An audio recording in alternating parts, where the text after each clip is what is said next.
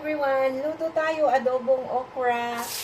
Adobong okra, yan sibuyas. Sibuyas. Bawang. O, ayan. Bawang. Linagay na natin yung bawang para hindi masunog. O, ayan. O, ayan. O, ayan. Lalakasan natin ng apoy. O, ayan. O, lagay natin ng kamatis. Masarap kasi pag may kamatis. Adobong okra in kamatis. O, tapos, idurog na natin yung nor cubes. O, ayan. Idurog natin dun sa kamatis. O, ayan ha. O, tapos, o, since adobo siya, pwede na natin ilagay yung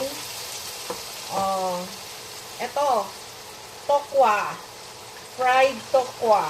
O, ayan. Ayan, ilagay ko na yung fried tokwa, ha. O, ayan. Cut into cubes. O, tapos, lagay na rin natin yung okra. Hiniwa ko yan ng maliliit. O, ayan. Yan, o, tingnan nyo. Green na green yung okra. O, ayan, diba? O, diba? O, adobong okra. O, lagyan na natin ng toyo. Toyo, mga 2 tablespoon. O, toyo yan. Kiko man toyo. O, ayan, toyo. Toyo. Ayan. Para magkalasa, lagyan natin ng konting oyster sauce. Kunti lang naman, mga 1 tablespoon. O, ayan. O, ang sarap na. O, diba?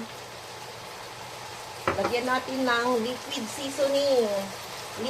seasoning. Konti lang. O, pampalasa.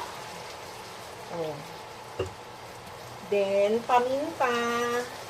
As usual.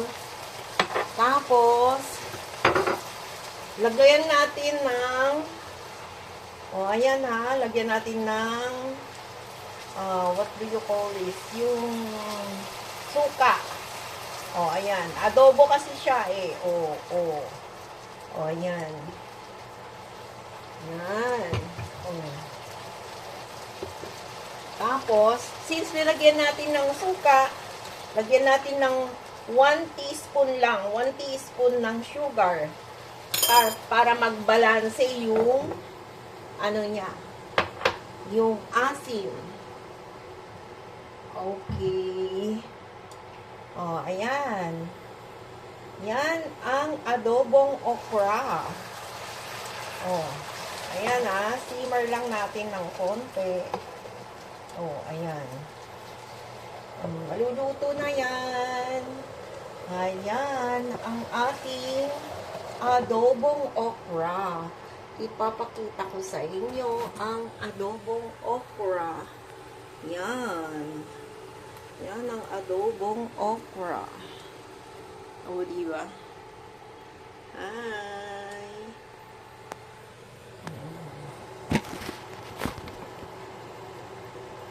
Adobong okra.